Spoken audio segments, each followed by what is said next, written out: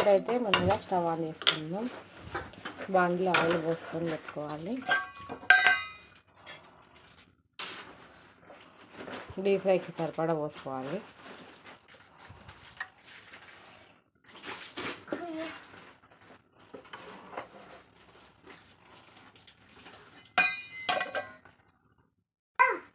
ఇదేంది చెత్తగా ఉందని అనుకోకండి. ఆల్రెడీ నేను ఇంతకుముందే ఒకసారి వేసి తీసాను. మళ్ళీ ఒకసారి వేద్దాం, మీకు చూపించి వేద్దామని ఆపాను. చూడండి ఫ్రెండ్స్, ఆయిల్ అయితే బాగా వేడవ్వాలి.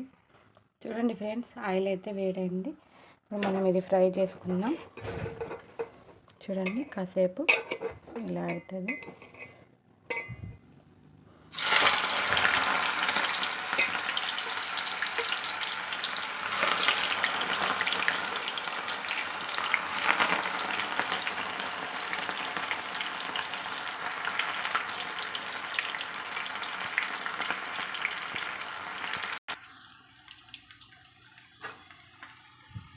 చిన్నగా మనమైతే ఒకసారి తిప్పుకుందాము.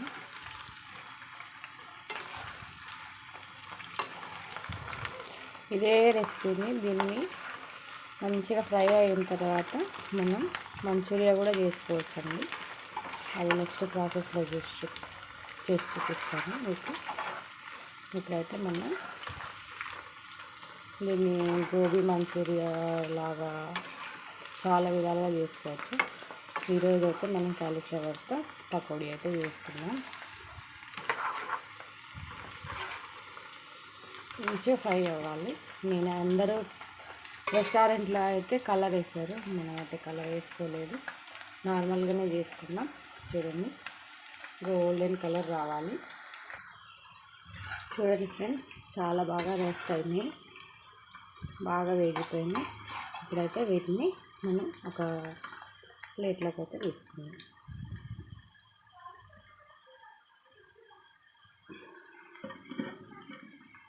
చూడండి, కలర్ ఎంత బాగా వచ్చింది.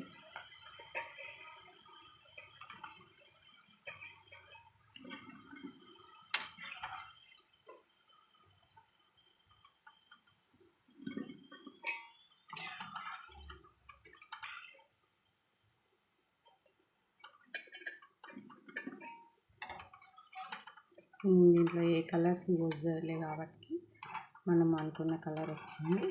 అదే కలర్స్ యూజ్ చేసి ఉంటే మాత్రం రెడ్ కలర్ అయితే వచ్చేది. చూడండి ఎంత బాగా వచ్చిందో. టేస్ట్ కూడా అంతే బాగుంటుంది. మీరు కూడా తప్పకుండా ట్రై చేసి మా ఛానల్ని సపోర్ట్ చేయండి అండ్ సబ్స్క్రైబ్ చేసుకొని లైక్ షేర్ మీకు నచ్చినట్టు చేసుకోండి. టేస్టీగా యమ్మీగా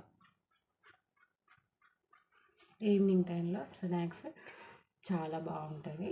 బయట తినే వాటికంటే ఇంట్లో చేసుకొని తింటే హెల్తీగా ఉండొచ్చు.